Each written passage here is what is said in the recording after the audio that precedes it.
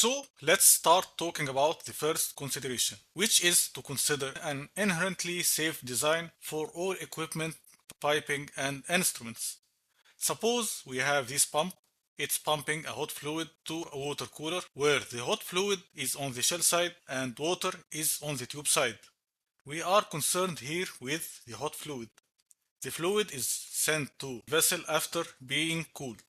Now, let's suppose that the pump discharge pressure at normal flow is 15 bar gauge, for example. The temperature is 100 C and the fluid shall be cooled to 300 C. The exchanger gives a pressure drop of 1 bar, so the outlet pressure is 14 bar. If the pump is a centrifugal pump, the highest pressure that discharge system will see will be the pump shutoff pressure, which is represented in the pump curve by the differential head at no flow, in addition to the maximum suction pressure. I have made a course on pump hydraulics. You can check it out in the bonus section where I have talked about the pump curves and the points on the curve represent. You can check the course in the bonus section. Now, if the blockage occurred in the discharge line, let's say for example that the manual valve was closed by mistake, or the instrument air of the control valve on the discharge line was cut, and the valve failed in the closed position. In this case, the pressure at the discharge line will be equal to the maximum shut-off pressure. Let's say the pressure, for example, is 25 bars. If the exchanger was designed based on 15 bar, then it may be prone to failure in such a case.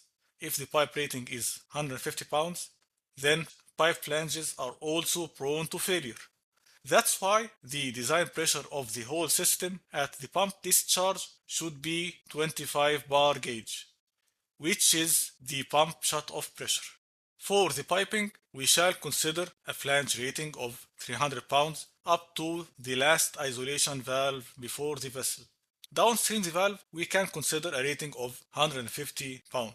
In this case, even if some blockage occurred in the system and the pressure rose to 25 bar, we are afraid of nothing, as the system can withstand the maximum pressure that can affect the system.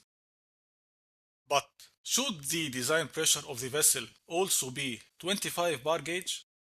One might say that the blockage can be on the vessel's outlet line.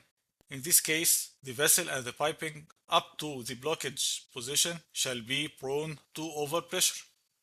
Well, this mainly depends on whether the vessel is full of liquid or if it has a vapor space. If the source of the pressure is a liquid such as a pump, then only piping or equipment full of liquid such as exchangers or filters or fire heaters should be designed based on the pump shutoff pressure up to the first open vessel. So if this vessel is full of liquid, it shall be treated same as the exchanger and the piping.